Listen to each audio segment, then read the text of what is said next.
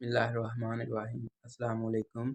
आज का हमारा लेक्चर है यूनिट नंबर 14। उसकी हमने रिव्यू एक्सरसाइज करनी है। रिव्यू एक्सरसाइज क्वेश्चन नंबर 2 में कुछ डेफिनेशंस के बारे में पूछा गया है, तो पहले डेफिनेशन पढ़ते हैं। पहली डेफिनेशन है ratio. Ratio is the comparison between to quantities having same unit. Ratio हमारे पास दो क्वांटिटीज़ के दरमियान कंपैरिजन होता है जिनका यूनिट सेम होता है। फॉर एग्जांपल अगर ए और बी ये दो कोई भी क्वांटिटीज़ हैं, इनके दरमियान हम कंपैरिजन करेंगे और रेशियो को हम डिनोट करते होते हैं इस तरह कॉलन से दो डॉट लगाकर। और सेम यूनिट से क्या मुराद है कि अगर हमारे पास एक चीज़ है 2 सेंटीमीटर, दूसरी अगर हम 3 लें तो वो 3 सेंटीमीटर होनी चाहिए। ये ना हो कि एक चीज़ 2 सेंटीमीटर ले लें और दूसरी चीज़ 3 मीटर ले लें। ये सेंटीमीटर और मीटर दोनों यूनिट्स मुख्तलिफ होते हैं, तो हम मुख्तलिफ चीज़ों के दरमियान कंपैरिजन नहीं करते होते। रेशियो में हमारे पास जो भी क्वांटिटीज़ होंगी उनके यूनिट्स सेम होने चाहिए। और एक रेशो का अपना कोई यूनिट नहीं होता। हम दो चीज़ों के दरमियान कंपैरिजन करते हैं जिनके यूनिट सेम होते हैं और रेशो का अपना यूनिट नहीं होता। जैसे हम फिज़िक्स में पढ़ते होते हैं, फोर्स का यूनिट हो गया न्यूटन और मास का यूनिट हो गया किलोग्राम। तो इसी तरह यहाँ पे रेशो का हम नहीं यूनिट लेते होते। Ratio has no unit. उसके बाद है proportion. It is the comparison between two ratios. Ratio में हम दो क्वांटिटीज़ के दरमियान कंपैरिजन करते हैं और प्रोपोर्शन में हम दो रेशोज़ के दरमियान कंपैरिजन किया करेंगे। जैसे ये ए रेशो बी एक रेशो आ गई और सी से डी दूसरी रेशो, तो इन दोनों रेशोज़ के दरमियान जो कंपैरिजन होगा उसे हम प्रोपोर्शन कहा करेंगे। और ये जो हम प्रोपोर्शन है इसका साइन इक्वल ये ए रेशो बी इक्वल होता है सी रेशो डी के। उसके बाद है congruent triangles. Two triangles are congruent if their corresponding sides are equal in length and their corresponding angles are equal in measurement. दो ट्राइएंगल्स आपस में कॉन्ग्रुएंट होंगी अगर उनकी कोरस्पोंडिंग साइड्स, कोरस्पोंडिंग का क्या मतलब कि सिमिलर साइज। और ये हमारे पास दो ट्राइएंगल्स हैं तो हमारे पास यहाँ पे ये वाली साइड कोरस्पोंडिंग होंगी इसके साथ, इसके ये वाली साइड इसके सिमिलर है, यानी कि ये कोरस्पोंडिंग का मतलब हो गया कि सेम वाली साइड होना। अगर ये हम इस साइड की बात करें तो यहाँ इस ट्रायंगल की ये वाली साइड होगी, अगर इस साइड की बात करें तो इसके कोरस्पोंडिंग ये वाली साइड आएगी। तो वो कह रहा है कि दो ट्रायंगल आपस में कॉन्ग्रुएंट होंगी अगर उनकी कोरस्पोंडिंग साइड्स आपस में बराबर हों इसमें लेंथ में, and their corresponding angles are equal in measurement. और उनके ये जो एंगल यहाँ पे कोई ना कोई एंगल बनेगा, ये वाला एंगल कोरस्पोंडिंग एंगल के इस वाले एंगल के इक्वल होना चाहिए। इसका एंगल और इसका एंगल आपस में इक्वल होने चाहिए, तो फिर हम कहेंगे कि ये दो ट्राइएंगल्स आपस में कॉन्ग्रुएंट हैं। नेक्स्ट है similar triangles. If two triangles are similar then the measure of their corresponding sides are proportional. अगर दो ट्राइएंगल्स आपस में सिमिलर हैं तो उनकी कोरस्पोंडिंग साइड्स की मेजरमेंट्स आपस में प्रोपोर्शन होंगी। नेक्स्ट रिव्यू एक्सरसाइज का क्वेश्चन नंबर 3 है in triangle L M N shown in the figure. ये हमें एक ट्राइएंगल दी हुई है एल एम और एन। एम एन पैरेलल है पी क्यू के। ये जो एम एन पैरेलल है पी क्यू, इस साइड के पैरेलल लाइंस का क्या मतलब होता है कि दो लाइंस सेम डायरेक्शन में जा रही हों और उनके दरमियान फासला भी सेम हो। इसकी एग्जांपल हम रेलवे ट्रैक से ले सकते हैं। रेलवे ट्रैक्स के दरमियान हमारे पास हमेशा सेम डिस्टेंस रहता है और वो एक ही डायरेक्शन में जा रहे होते हैं। अब इसके पहले पार्ट में पूछा गया है, ये कुछ लेंथ दे दी है उसने और कहा है फाइंड करे एल एन को।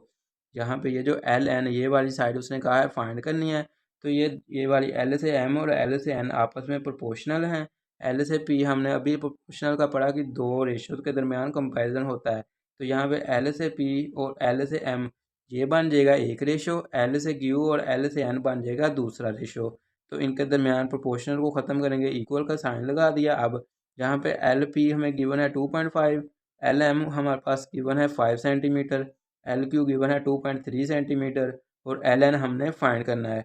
इस एल एन को हम इस साइड पे ले आएंगे, ऊपर आ गया जहाँ पे 2.3 ऐसे ही 2.5 इधर नीचे डिवाइड हो गया और 5 यहाँ पे मल्टीप्लाई हो जाएगा। तो यहाँ पे इसे सोल्व करेंगे हमारे पास एल एन आ जाएगा 4.6 सेंटीमीटर। नेक्स्ट पार्ट 2 है if L M L Q Q N, ये हमें तीन वैल्यूज दी हैं, फाइंड करना है एल पी। ये एल से पी फाइंड करना है और तो हमारे पास तीन एल क्यू और एल एम और क्यू एन ये वाली तीन हमें साइड्स दी हुई हैं। तो वही बात दोबारा प्रोपोर्शन वाला हम इस्तेमाल करेंगे, एल से P over L to M equal आएगा L Q over L N.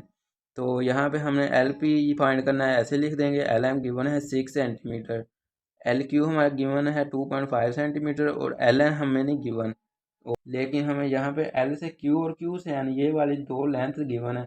L से एन ये सारी लाइन तो नहीं उसने दी हुई, लेकिन इसकी ये जो आधी आधी है ना एल से क्यू और क्यू से एन ये दो साइड हमें दी हुई हैं। तो हम एल एन को लिख देंगे एल क्यू, यहाँ से इधर इतना फासला और फिर क्यू से एन प्लस करेंगे अगर ये सारी लाइन की लेंथ हमने फाइंड करनी है। तो हम यहाँ से इधर जो भी लेंथ है इतनी और उसमें ये वाली लेंथ ऐड करें तो हमें इस सारी लाइन की लेंथ नहीं फाइंड हो जाएगी। तो एल एन की जगह पे यहाँ पे ये वैल्यूज़ लगा देंगे, एल एन आ जाएगा 7.5 सेंटीमीटर। तो यहाँ पे एल एन 7.5 सेंटीमीटर लिख दिया। अब एल पी हमने फाइंड करना है, 6 को इधर जाकर मल्टीप्लाई कर देंगे तो हमारे पास एल पी आ जाएगा 2 centimetre. Measurement L P equal आई है 2 सेंटीमीटर के। नेक्स्ट है question number 4, in the shown figure let measurement P A equal है 8x minus 7, P B given है, ए क्यू गिवन है, बी आर गिवन है। वो कह रहा है find X if A B parallel to Q R. ये P Q R एक ट्राइंगल गिवन है और वो कह रहा है ए टू बी पैरेलल है क्यू टू आर के। तो हमने एक्स की वैल्यू फाइंड करनी है, तो हमारे पास वही प्रोपोर्शनल वाली बात यहाँ पे दोबारा अप्लाई कर देंगे। पी से ए और ए से क्यू ये हमारे पास इक्वल आएगा पी से बी और बी से आर के। तो दोबारा हम यहाँ पे इसकी वैल्यूज़ लगा देंगे, पी से ए जो भी था फिर पी बी ए क्यू और बी आर।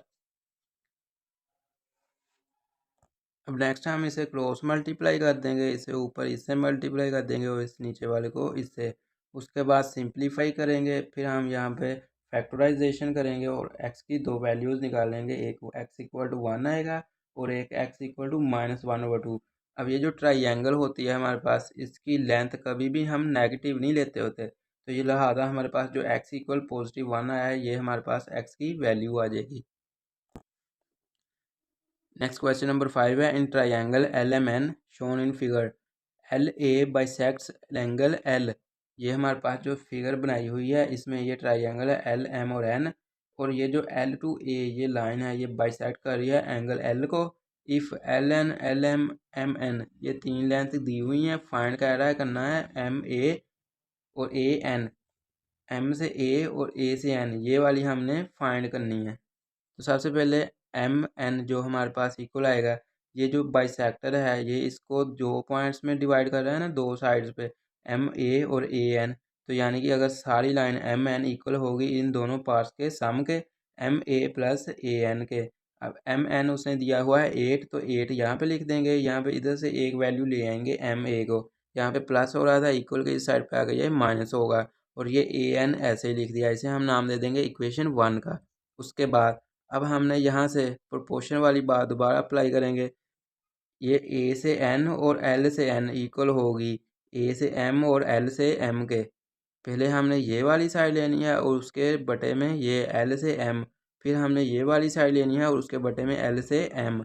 उसके बाद वैल्यूज़ लगा देंगे, ए एन हमने ऊपर फाइंड किया 8 minus M measurement M A वो लिख देंगे, एल एन हमें दिया हुआ है 4 सेंटीमीटर इक्वल आया, ए एम हमें पास हमने फाइंड करना है और एल एम दिया हुआ है 6 सेंटीमीटर।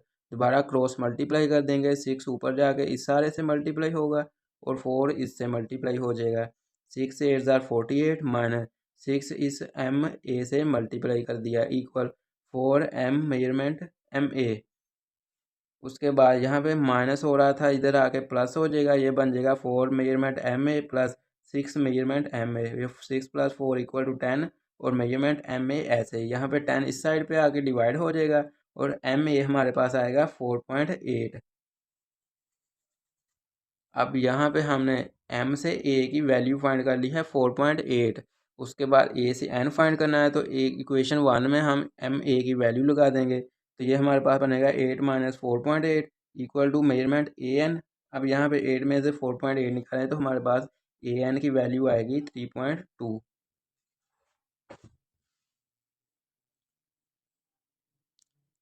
नेक्स्ट है question number 6, in isosceles triangle P Q are shown in figure. ये हमारे पास एक आइसोसेलेस ट्राइंगल दी गई है। आइसोसेलेस ट्राइंगल क्या होती है, जिसकी दो साइडें आपस में बराबर हों, और यहाँ पे ये पी से एस एक साइड बाई सेक्टर भी दिया हुआ है, ये इस साइड को दो बराबर हिस्सों में तकसीम कर रहा है।